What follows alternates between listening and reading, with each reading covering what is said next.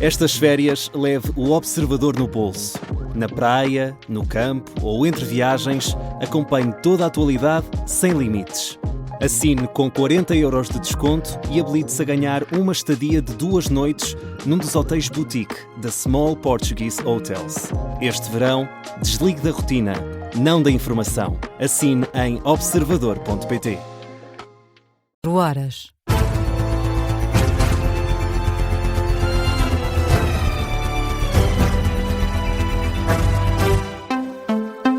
As notícias com Miguel Pina Andrade. Pela terceira noite consecutiva, os Estados Unidos estão a atacar o Irão. O exército norte-americano concluiu há pouco uma missão de 5 horas de bombardeamentos de alvos militares, mas mesmo assim Donald Trump diz que ainda é possível chegar a acordo. A confirmação desta última vaga de ataque chegou pelo Comando Central dos Estados Unidos. Tiveram como alvo sistemas de defesa costeira iranianos, bases de mísseis e drones e também de capacidades marítimas. Esta segunda-feira, o presidente norte-americano prometeu bombardear fortemente o Irão, esta segunda e terça-feira. Já com os ataques em curso, Donald Trump falou aos jornalistas na Sala Oval da Casa Branca. O presidente dos Estados Unidos diz que a capacidade militar iraniana foi destruída e que os ataques são para continuar. Vamos atacá-los fortemente esta noite. Nós temos uma imensa quantidade de munições, temos números como nunca antes tivemos e vamos atacá-los e vai continuar. Vamos ver o que acontece, mas destruímos toda a capacidade ofensiva deles e estamos a controlar o estreito. Voltamos a colocar o bloqueio. E é um bloqueio que atinge só o Irão e quem fizer negócios com o Irão. Todos os restantes vão poder atravessar. Questionado pelos jornalistas na Casa Branca sobre um acordo com o Irão, Donald Trump disse que ainda é possível, mas que Teherão é o responsável pela inexistência de um entendimento. Já numa entrevista dada a um programa norte-americano, Donald Trump afirmou que o memorando de entendimento assinado com o Irão foi um teste com pouco valor. Nós tínhamos um acordo ontem e de repente receberam uma chamada e saíram da sala. Estas pessoas são loucas. Tínhamos um acordo em que ganhávamos tudo. Eles simplesmente quebram os acordos. Para eles, os acordos são para serem quebrados. São pessoas nada confiáveis. E se alguma vez tivessem uma bomba nuclear, usariam-na em um dia. O presidente norte-americano Donald Trump que diz que os iranianos não honraram o teste. A Guarda Revolucionária do Irão confirma o ataque a 2 petroleiros no Estreito de Hormuz. O comunicado publicado no Telegram surge depois de 2 petroleiros dos Emirados Árabes Unidos terem sido atingidos por mísseis iranianos em águas do Omã. De acordo com o Ministério da Defesa dos Emirados Árabes Unidos, morreu um tripulante e 8 pessoas ficaram feridas.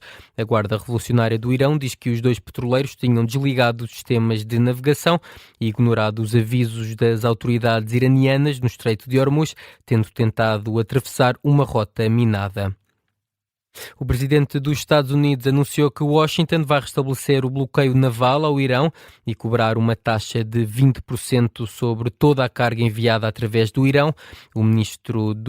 Através do Estreito de Hormuz, o ministro dos Negócios Estrangeiros português, Paulo Rangel, não concorda com a tática de Donald Trump.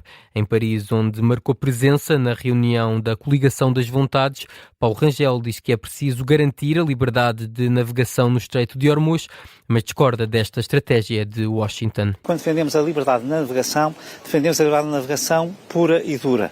E, portanto, naturalmente que a nossa posição é de não concordar com uma medida dessas. Uma coisa é, obviamente, tomar as medidas necessárias para garantir a liberdade de navegação. Ela está em causa e aí os Estados Unidos têm tido um papel importante, especialmente nos últimos dias, porque foi o Irão que começou com a violação da liberdade de navegação que estava no acordo e, portanto, para isso, naturalmente que há aqui um grande suporte e até para vir a acompanhar essas operações mais tarde, mas sempre no sentido de respeitar o direito do mar e a liberdade de navegação.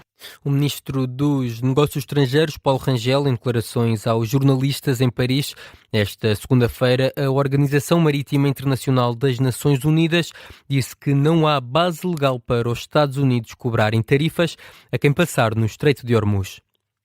Depois do anúncio de Donald Trump, os preços do petróleo voltaram a aumentar. O petróleo Brent atingiu o nível mais alto em 4 semanas. O preço por barril está agora está agora quase nos $85. Já o petróleo norte-americano subiu para $79,79 o barril. Os preços do petróleo estão agora no nível mais elevado desde 17 de junho, dia em que os Estados Unidos e o Irão assinaram um memorando de entendimento com o objetivo de pôr fim ao conflito entre ambos os países.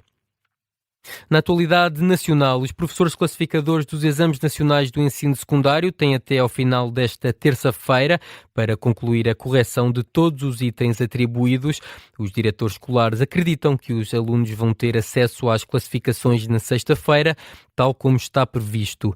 Depois das reuniões desta segunda-feira no Ministério da Educação, o presidente da Associação Nacional de Diretores de Agrupamentos e Escolas Públicas, Filinto Lima, diz que sai com um sentimento de confiança. Nós estamos a um dia do término dos professores, portanto, acabarem o seu trabalho.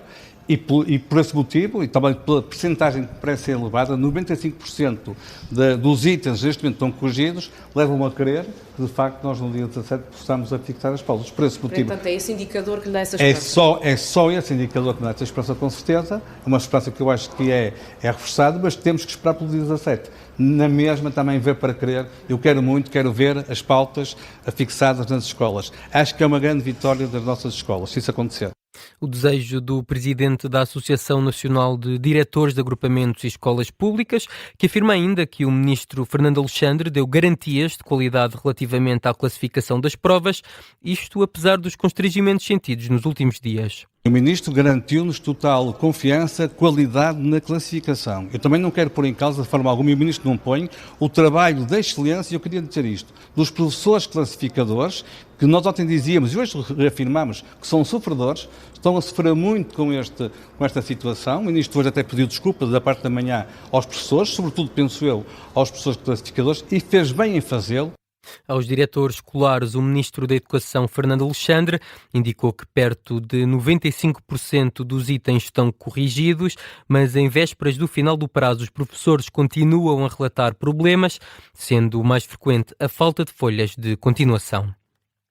A Ministra da Saúde aguarda esclarecimentos do INEM sobre a morte de um homem na Vila das Taipas, em Guimarães.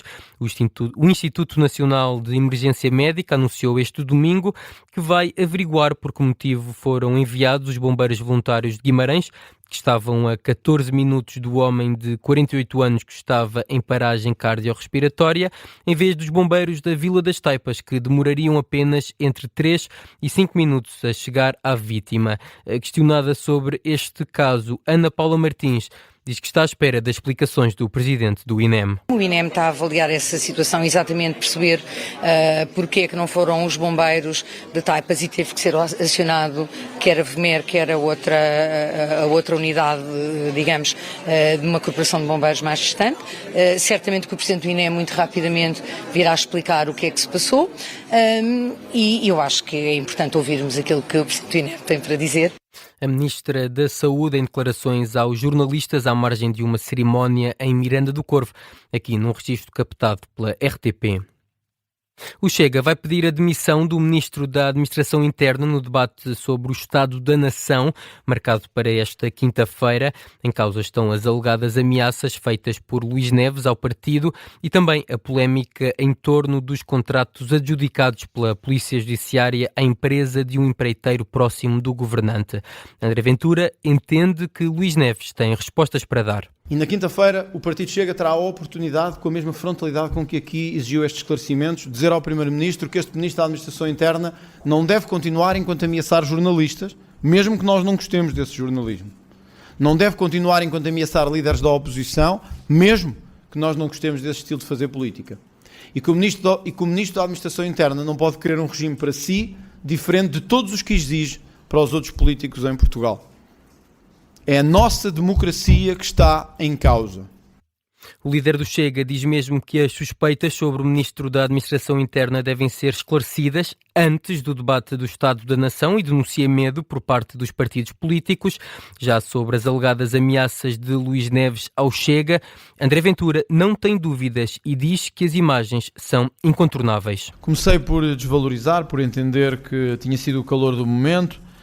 até termos denúncias mais sérias da ameaça e do abuso de poder que tinha sido determinado pelo Sr. Ministro da Administração Interna, e que conseguimos, através da recolha de imagens que são incontornáveis, ficar claro. O Sr. Ministro da Administração Interna diz mesmo: vais pagá-las todas, vais engoli-las todas, vais ver o que te vai acontecer. Isto é absolutamente inaceitável para um Ministro da Administração Interna sobre o líder da oposição e sobre o partido que lidera a oposição. André Ventura, numa declaração sem direito a perguntas dos jornalistas, este domingo Luís Neves recusou ter ameaçado André Ventura durante o debate quinzenal de 27 de maio.